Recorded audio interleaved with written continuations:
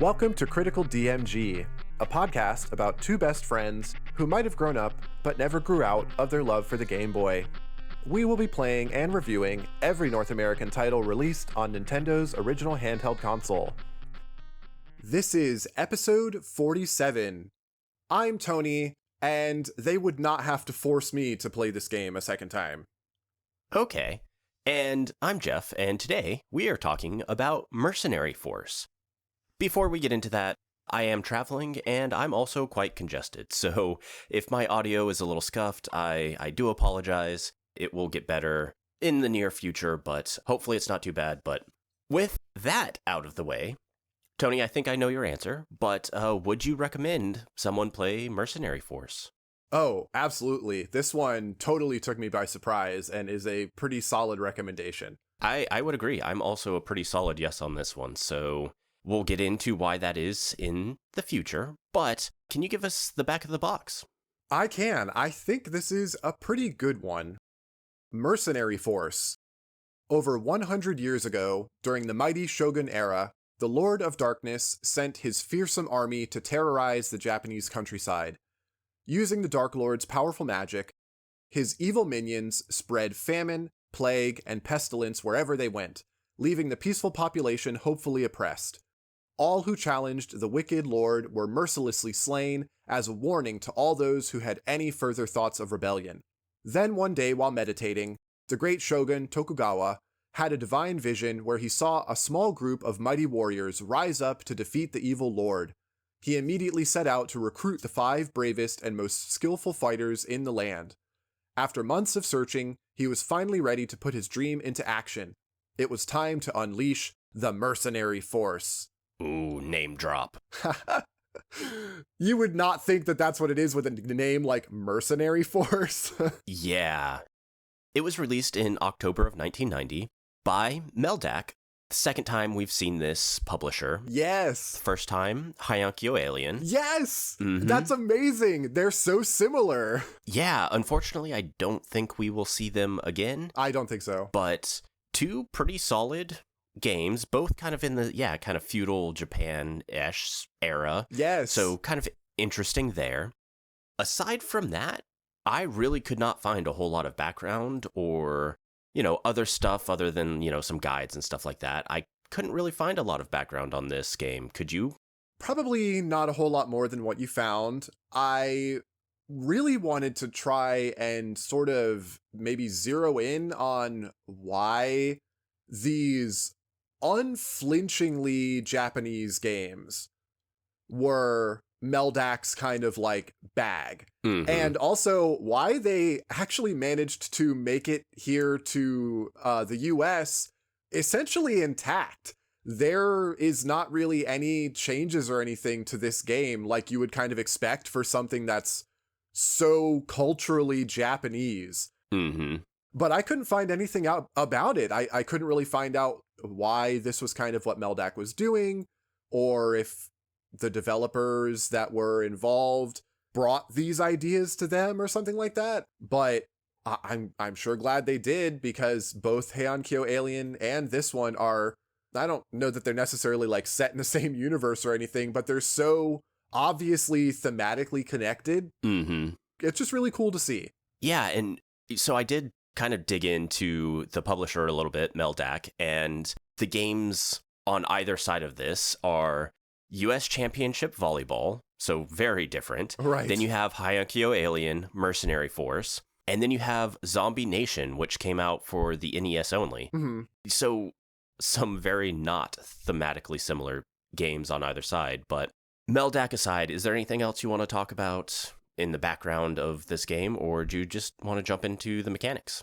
I think the only other thing is that the game is Mercenary Force here in the US, but the original Japanese title is Tenjin Kaisen, Mm-hmm. which I would roughly translate to something like Heavenly God's War, which makes a little more sense. I think that we'll probably cover that a bit more when we get into maybe the aesthetics of it all, but I think other than that, I am ready to dive in because, boy, is there some cool stuff to talk about here. Yeah, so let's do it.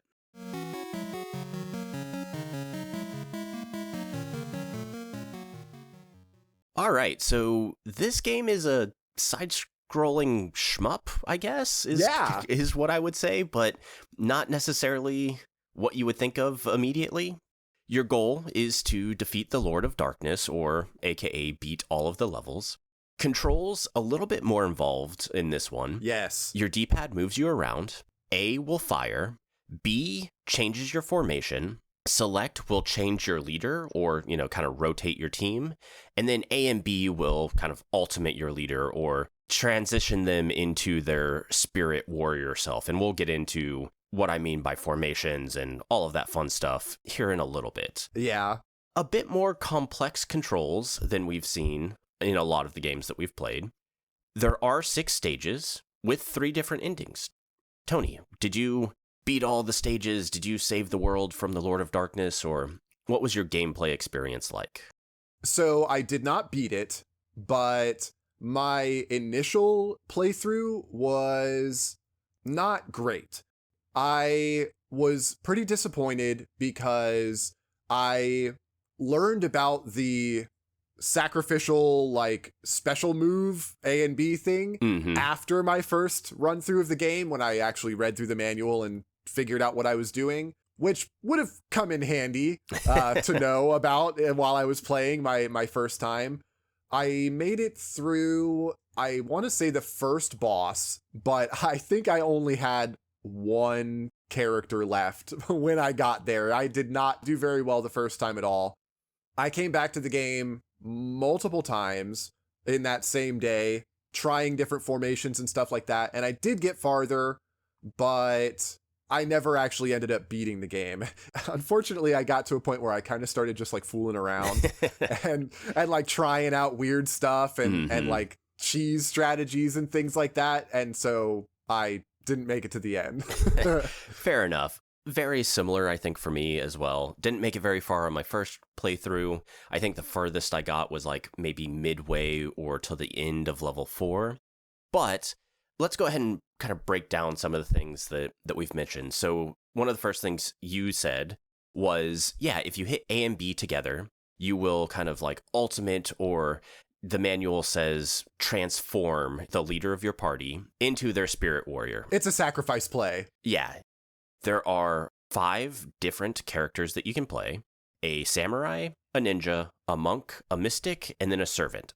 And they all have kind of different things that happen when you, I'm going to call them ultimate. That's not what it's called in game, but that's just what I'm going to call it. Yeah, that's fine. The servant is just kind of like a full screen damage. When you hit A and B, they don't have a spirit warrior. Yep. And then all the other ones transform into like a big thing.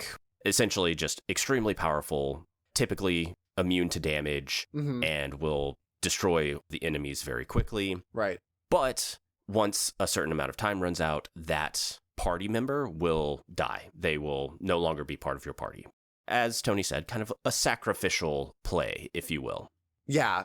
It's not like I used it at maximum health, so they'll come back. It doesn't matter what health you use them at. If you use their sacrifice ultimate, they're gone as soon as it's over. Too bad. So it really is good to use when one of your characters is already about to die, because that way you get the most out of it. Essentially, apart from the servant and monk, which I definitely want to get into the monk in a little bit. Basically, what they all do is give massive amounts of bullets on screen at the same time. Yep. Because the reason that you pick the certain characters to compose your party of 4 is because they all shoot a different way. The servant is just a straight shot, and the ninja is a straight shot that's faster and shorter range, and you can have more than one bullet at a time. Which are shurikens. Yeah, they are shuriken. And then the samurai is 2 crossbow bolts sort of parallel in front of him. The mystic is 2 fireballs vertically, one above and one below.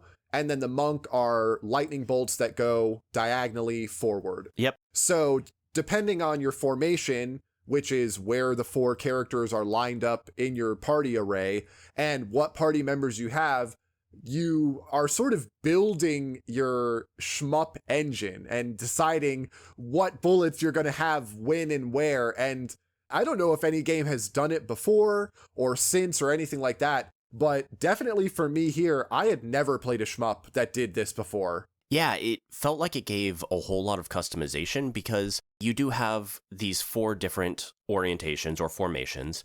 One is kind of like a plus sign, or a diamond. Then you have kind of like a compact square, Yep. which that was my favorite. Mm-hmm. Then you had one that was 2 in the back and then 1 and then 1. So maybe like an arrow, if you will. And then you had one that was kind of a straight line up and down.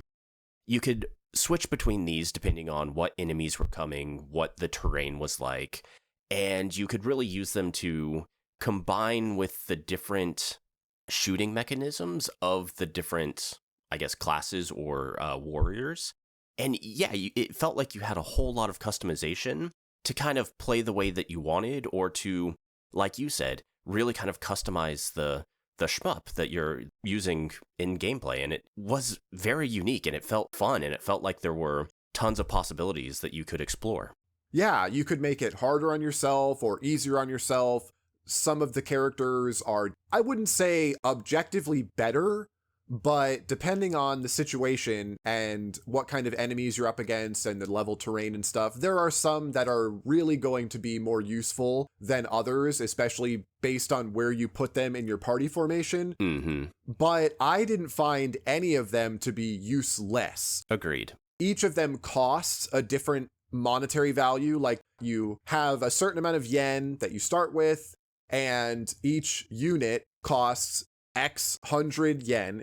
And they all have a different health value. Mm-hmm. So the samurai might be more expensive than the servant and have more HP and a better shot, whereas the servant is, the cheapest unit. Yep. I don't want to get too much into all of the nitty-gritty details, because there are a lot of really interesting things mechanically here, and I don't want to cover like every tiny little thing, but you could get the servant in order to save money and then upgrade it to, say, a ninja or a monk later on for less than it would cost you to buy a ninja or a monk outright. Yep. So there's some really interesting economy stuff in here as well, especially when you take into account that all enemies drop coins. And so not only are you shooting them down so that you don't die, they don't like drain all your health points from your characters, but you have to collect the coins that they drop so that you can buy replacement units if some of yours die, or heal them with healing items from the shop. Yep. There's so many little things in here, so many moving pieces I haven't seen before.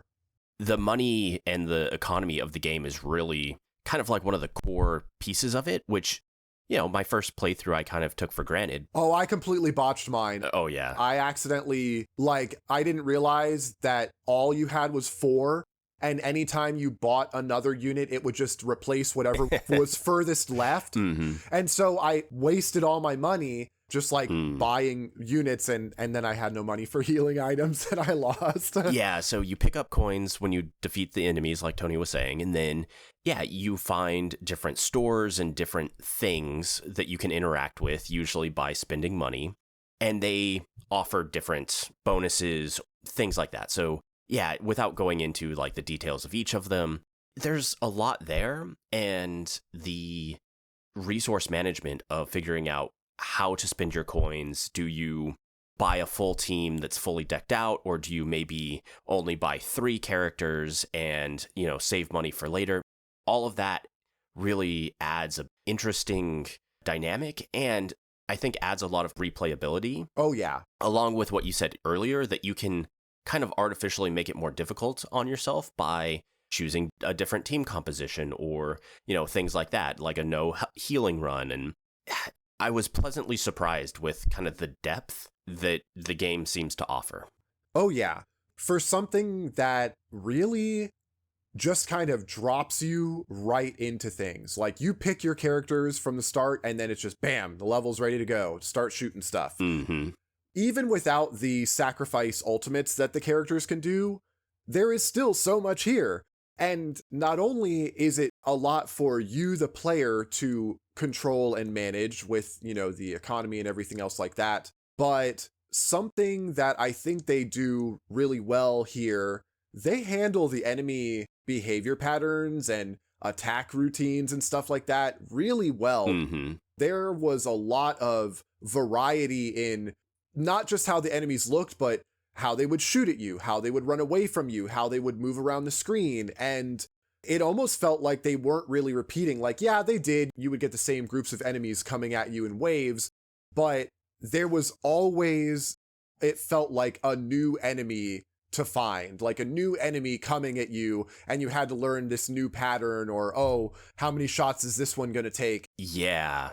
It was just so much to engage with that I would never have pegged this for that. Yeah, I think the manual says there are 54 different types of enemies. Wow. Which, spread over 6 levels, that's quite a bit of diversity. Yeah. And I think they do a good job of not just constantly reusing the same enemies level after level. So each level does kind of feel a bit different as far as the enemies are concerned. And yeah, the attack patterns aren't insanely complex, so it's relatively easy to sight read or figure out, quickly.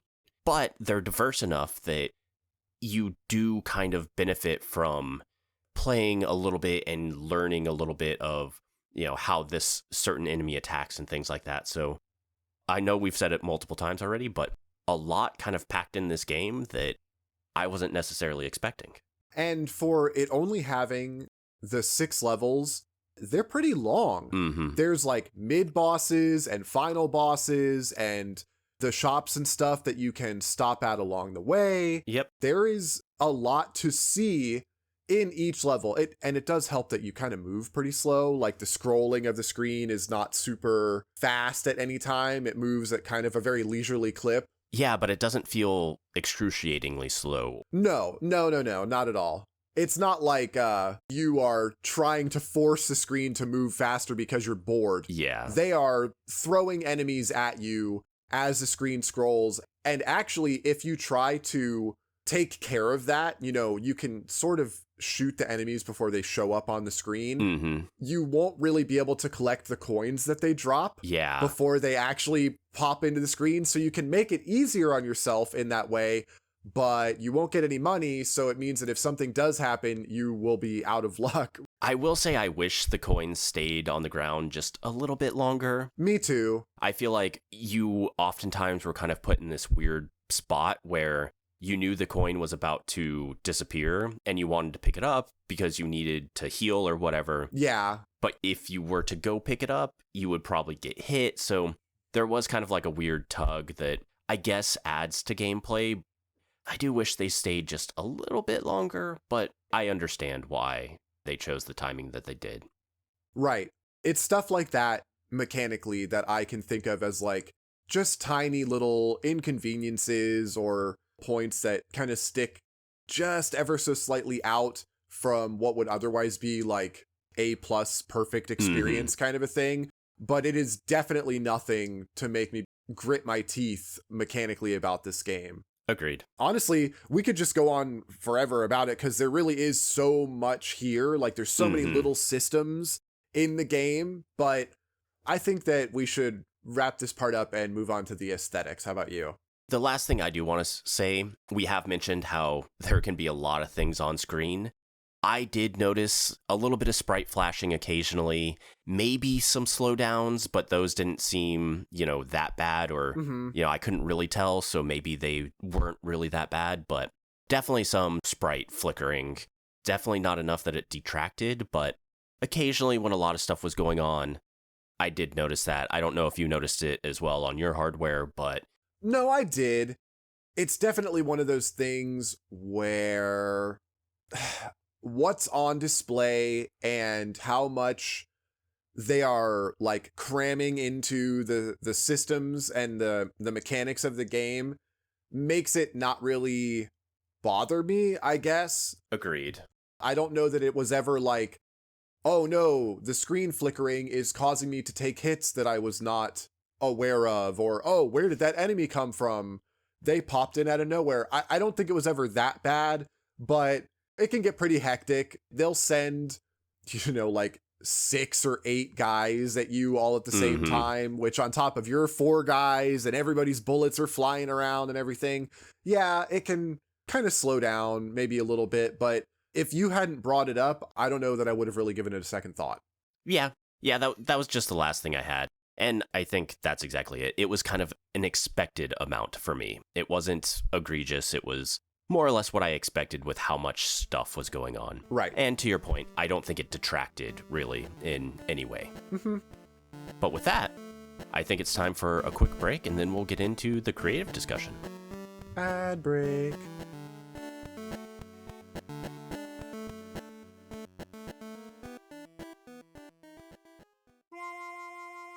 Outlaws and ruffians have had it their way out in the Wild West for too long. But someone's coming to bring them to justice. And justice is colored green. Kero Kero Cowboy is a brand new platformer for the Game Boy Color and Analog Pocket.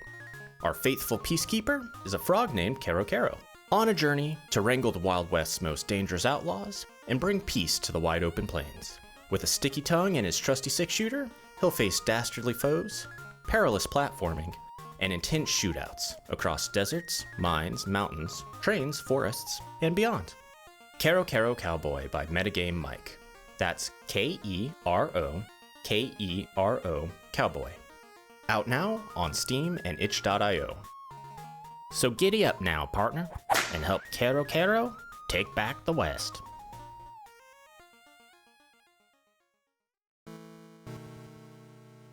You know, the original Game Boy might not have been internet connected, but we sure are. So if you'd like to reach out to us, you could find us on Blue Sky at criticaldmgpod.bsky.social, or you could email us at criticaldmgpod@gmail.com, and either of those will get to us faster than you would expect for people who are stuck on tech from the 1990s.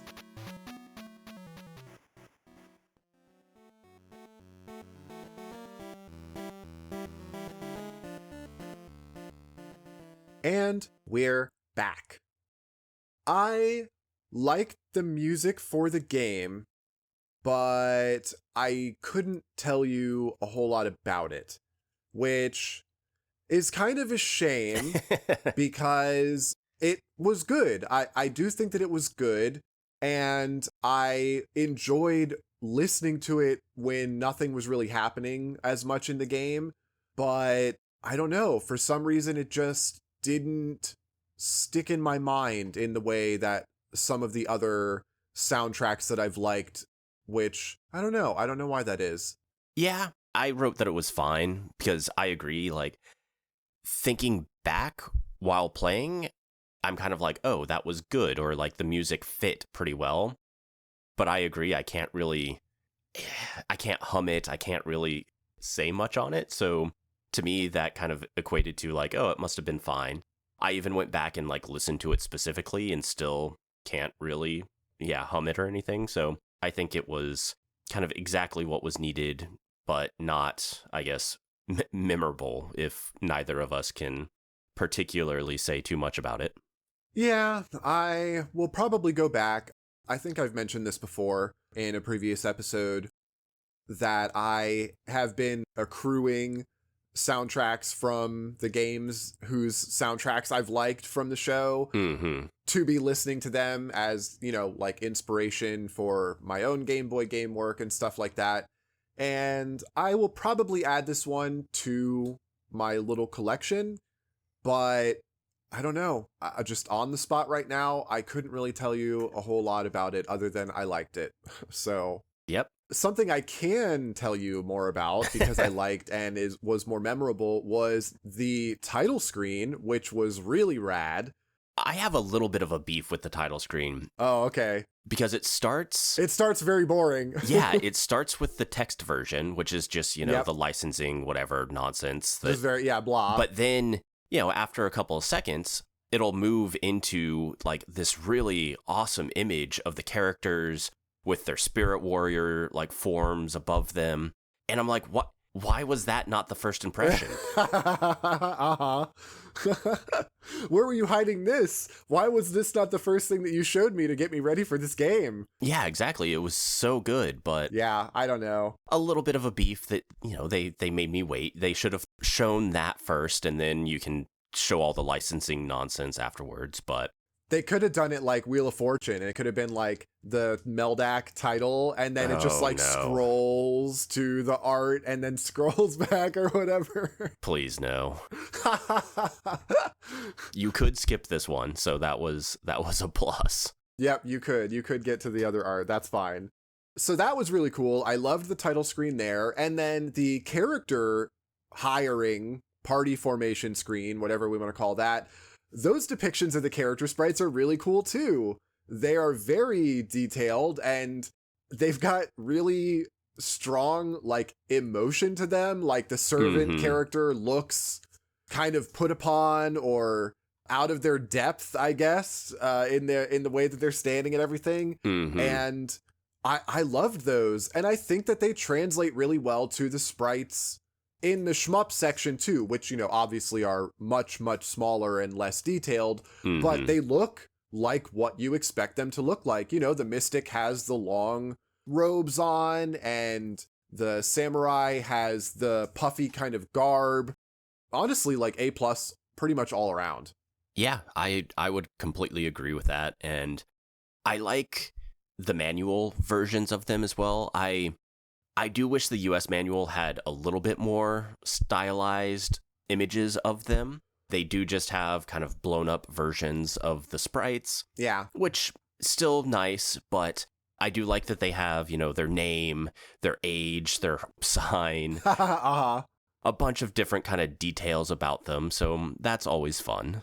Yeah, but the Japanese manual, while we are talking about this, the art that they use as this background two-tone flavor art for the different characters, I can't even really adequately describe it.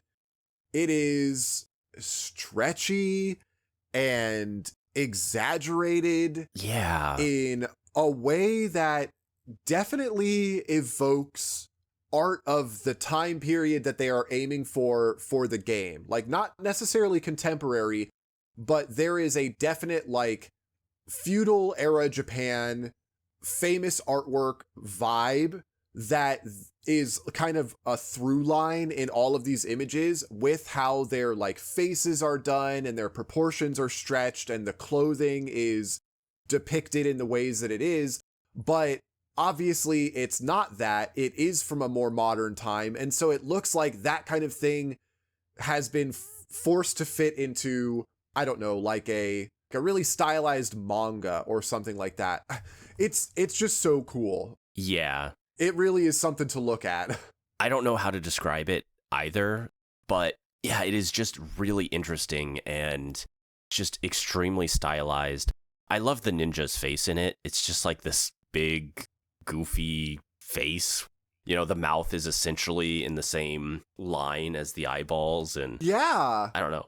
If you can find it, definitely give it a look, because yeah, it's very interesting, and I think it adds a lot of character to the manual and everything. And 100%. yeah, I'm definitely glad you sent me that, because I wish the US manual had something along those lines. Oh, for sure. The US manual is not bad, it does a good job of like expressing everything, but if it had something like that, it would be, I think, just top notch.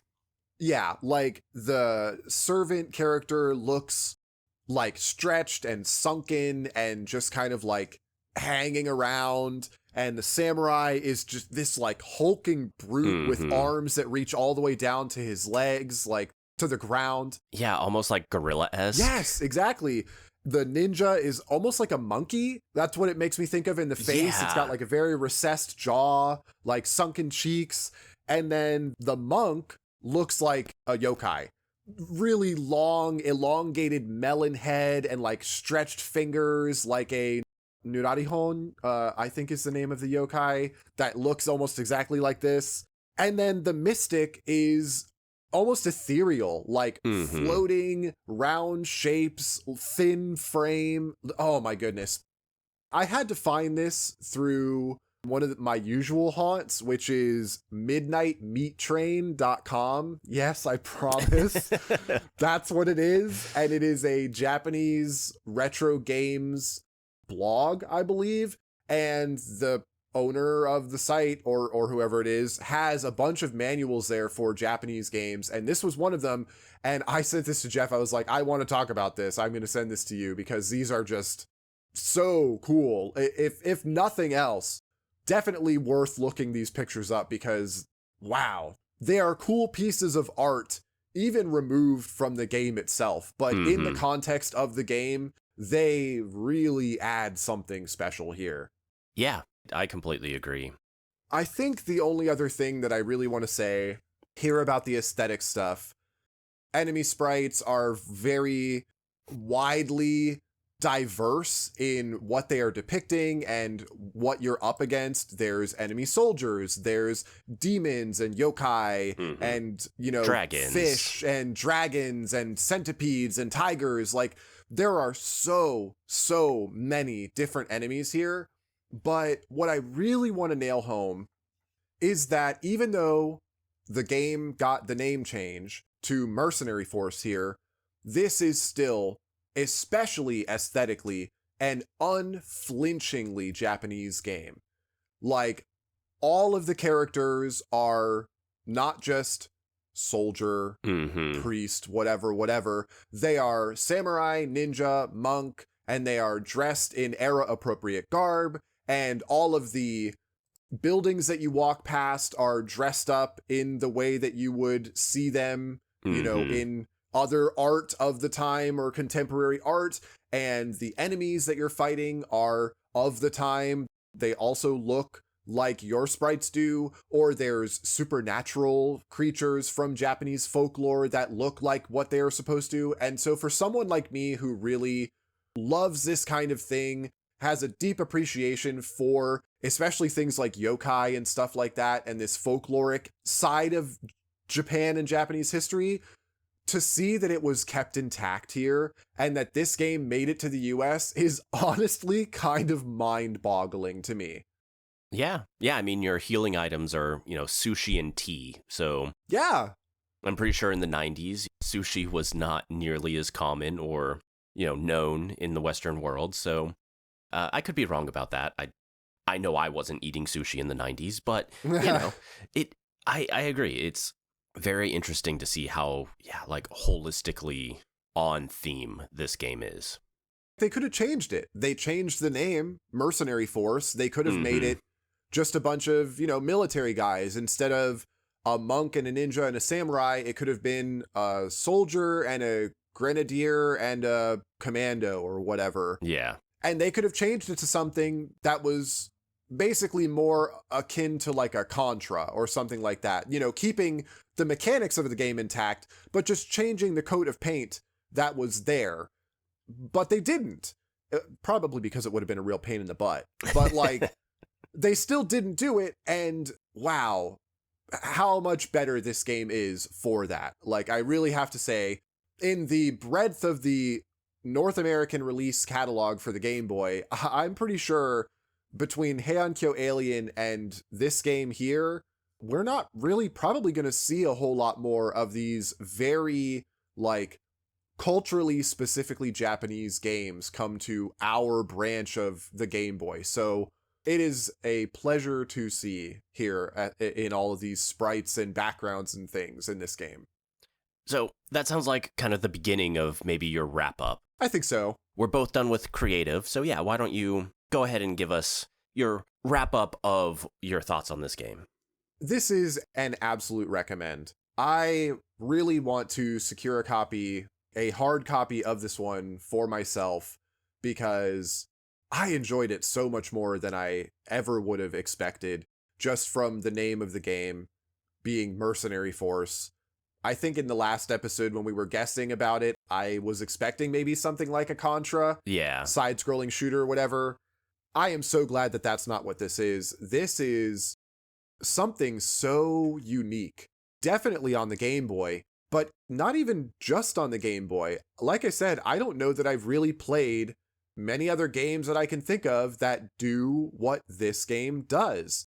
And like I said, I didn't beat the game. I only made it probably to level like 2 or 3 on my best attempt because the game is pretty difficult, I will admit. It was just so fun to explore the different systems and to try out the different ultimate moves and learn that you can cheese the game by using the monk's ultimate right when the boss fight starts and just skip the boss entirely. So I don't know. There are just so many layers here to like scratch at and to dig under and play through that I know I will be setting this one aside to like come back to just when I am looking for a fun Game Boy game to play. Yeah, I think that is very similar to my thoughts as well. I don't really know what I thought going into it. I didn't really know what to expect. Sure. I definitely don't think it was quite this. And yeah, I think if you do even remotely have an appreciation for Japanese themed games or something like that, that just adds to this. But even if you don't, as Tony said, there are just a lot of mechanics and a lot of things kind of going on, but at the same time don't feel overbearing or burdensome to learn. No. So it's that really nice, I think, combination of depth, but you don't necessarily need to understand the complete depth of it to play it and have fun. And you can kind of uncover those things as you go further. For a game that, you know, I think the speedrun is 18, 19 minutes, you know, a game that you theoretically can beat quickly, there's a lot of replayability and a lot of things that allow you to continue having fun with it, which is, yeah, something that we haven't seen in a lot of the games we've played. A lot of them are kind of, you know, one and done, minimal replayability. I feel like this game has a lot of options for different ways to play, different play styles. Yeah, just a lot of stuff there. So I was pleasantly surprised playing this game, and I would definitely recommend it as well. I think one of the only caveats that I will say, and this definitely does not change my answer from a flat yes, would recommend worth the batteries, is it can be kind of hard. And it is a shmup, so I guess that sort of goes without saying. You do, I guess most people do kind of expect shmups to be hard. But the fact that you are navigating a party of 4 characters who all have their own hitboxes and health pools and all of the rest of that stuff at the same time can be a little overwhelming now and then, especially when all of the bullets are flying or whatever. And I feel like it can go south pretty quickly.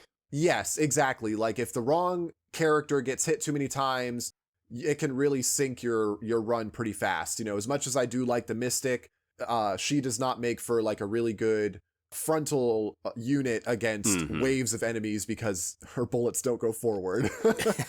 But like even that difficulty, the game sort of took care of because there's cheat codes. And so if you don't care about getting the bad ending or whatever, and you just want to get through the game, you can give yourself more starting money, or you could just flat out skip levels if you just want to see more. So like there is nothing stopping you from completing this one however you want to, with really whatever party you kind of want to. And I think that is just, you can't really get much higher of a recommend than that. So double thumbs up from both of us, worth the batteries all around.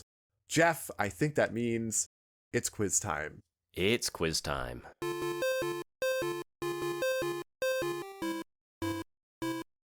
I am currently at 82.2%. So last quiz did well. 2 quizzes ago, not so well. But hopefully this quiz treats me as well as the game did. Oh man, I was going to try and make a joke about using the word mercenary, but my brain is not with it tonight, I guess. So fair. Whiff on that one, Tony. Anyway. I'm a little scared about this quiz because, yeah, like I said in the intro, I couldn't find a whole lot. So I'm a little scared where you pulled stuff up, but... Yeah, right? Like, what could I possibly have pulled up about Mercenary Force? Well, I guess we're about to find out. Yes, we are. Mercenary Force quiz. Question 1. While this little gem might be only one and done for us on our show, that's not the case for Japanese Game Boy players. In 1992, a sequel was made to Tenjin Kaisen called Tenjin Kaisen 2 Yomihon Yume go Yomi, which I will very roughly translate here as Heavenly Gods War 2 Prophecy of the Dream Calendar. Unlike the first game, however, this sequel is in a completely different genre, making it a much harder potential sell for the 90s Western audience, I would guess. But what genre of game is Tenjin Kaisen 2? Puzzle game. Haha, that's not one of the choices. A. A 2D fighting game using the mercenary characters. B. A text-heavy RPG set in a similar time period. C. A side-scrolling platformer with the hidden Tanuki character. Or D. Just Mahjong. Just Mahjong. Go. A was the fighting game? Yeah, A was a fighting game, B was an RPG, and C was a platformer. Oh, but you said it was a hard... And you forgot about Mahjong. It could be Mahjong.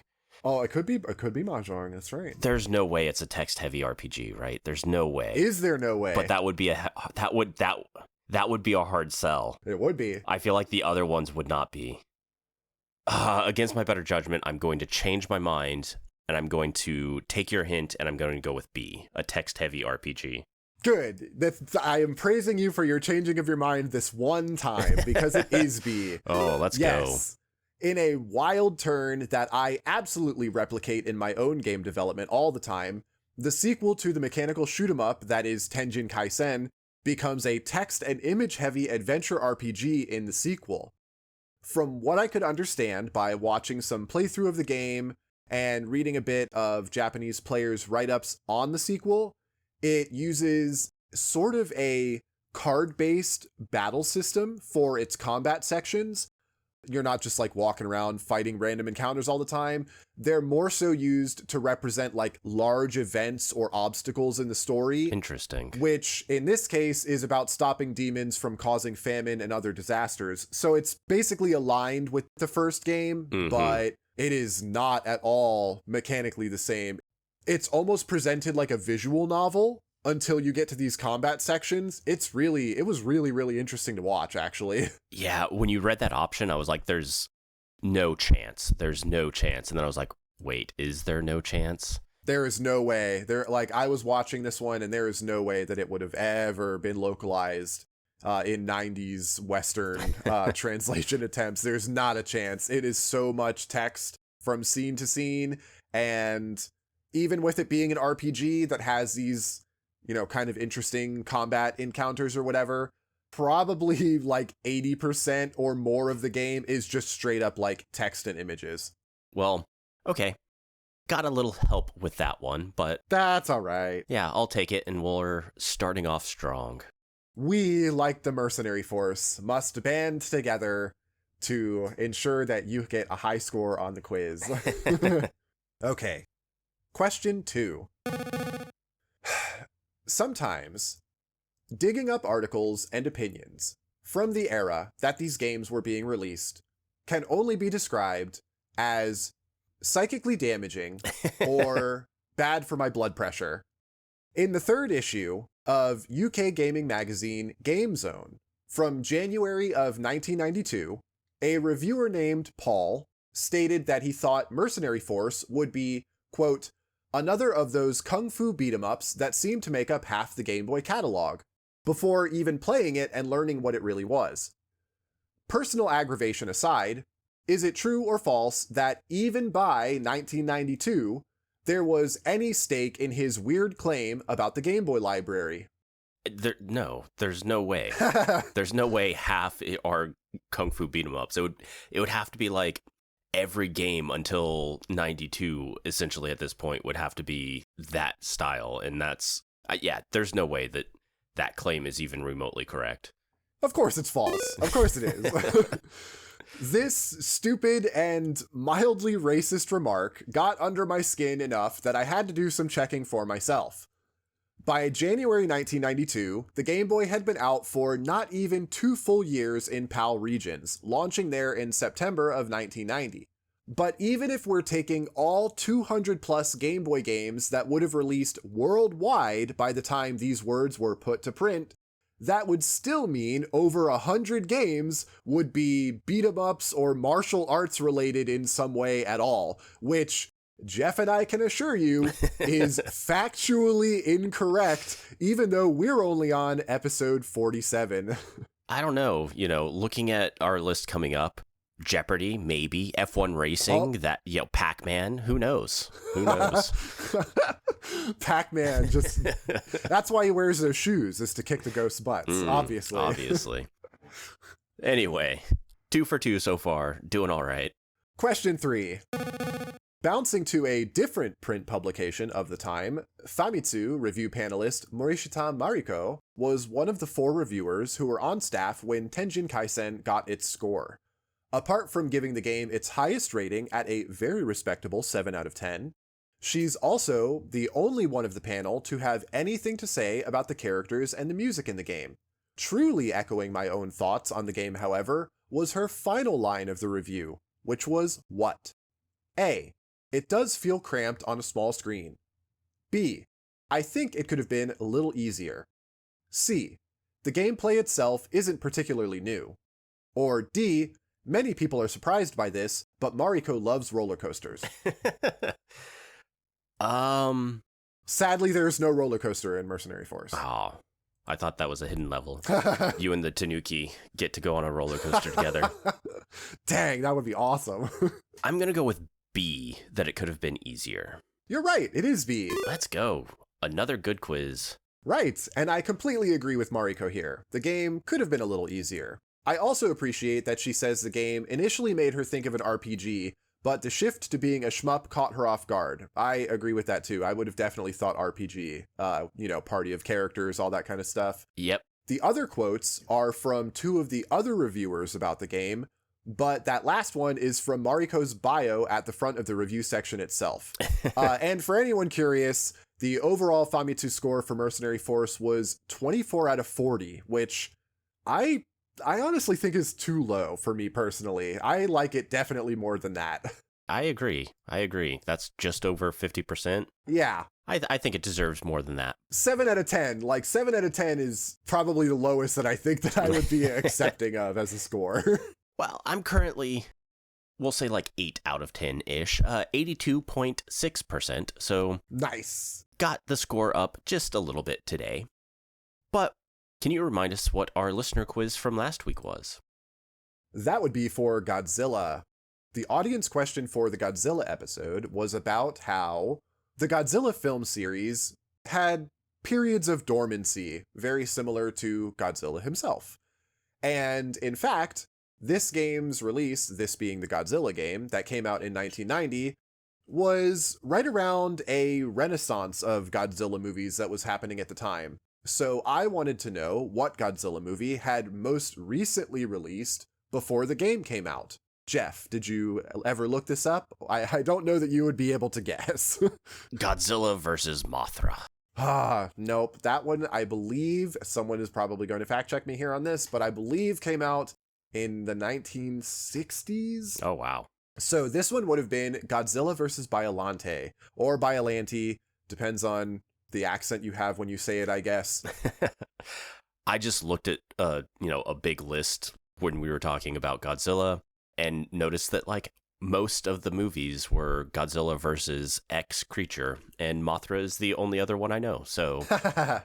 Well, the reason for that is because Mothra helps Godzilla a lot of the time, so Godzilla doesn't usually fight Mothra. Mothra is usually on Godzilla's team. But that's a different podcast. So, yeah, it was Godzilla versus Biollante, and I really like that movie. It has awesome kaiju design, a surprisingly gruesome story, so definitely not one necessarily for kids to be watching. If you are a Godzilla fan or have Godzilla fan kids, definitely up on the gore and the horror factor, but it's a good one. I Would recommend watching it for anyone who hasn't seen it already, especially if you are into really cool monster effects of the time. Nice. What's the listener question for this week? Mercenary Force's listener question is, in a rare flip of the standard that we've sort of seen a lot here on Critical DMG, it turns out that the game was actually made easier here in North America than it was in the original Japanese, and not just officially. We here get 5,000 yen to start the game and build your initial party with, while the Japanese version only gets half of that, 2,500 yen. Wow. Which can really actually make a big difference. Yeah. But an even bigger monetary difference came from the money cheat code that you can put in. Here in the US, that cheat code gives you a whopping 50,000 yen to start the game with. But how much does the original Japanese cheat code give to their players? Jeff? I think I saw this when I was looking up the cheats. It's a big difference. Yeah, I don't remember exactly. I think I might remember, but I'll probably forget by next week. Even if I did remember, I wouldn't say, as always. And yeah, we'll have to see if I do remember next week. Whatever you're thinking of, it's probably lower than that. We'll find out next week.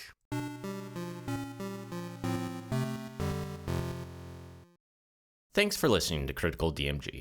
If you would like to support us further, you can find us on Patreon at patreon.com/criticaldmgpod. Join us there for monthly newsletters and extra content. Otherwise, please leave a review wherever you get your podcasts, and maybe recommend us to your friends or anyone else you might think that would like the show. It really helps us out, and we appreciate it. That brings us to the end of a surprisingly good game with Mercenary Force. Unfortunately, we will not get the second, even though the second apparently is quite a bit different. Mm-hmm. Next week, we will be talking about Mr. Chin's Gourmet Paradise. What a title. Cooking game? Puzzle game? Let's hope. Yeah. We'll figure out what that's all about next week. We sure will, but you'll have to wait and find out with us. Until then, we'll see you next time, everybody. Bye. Bye-bye.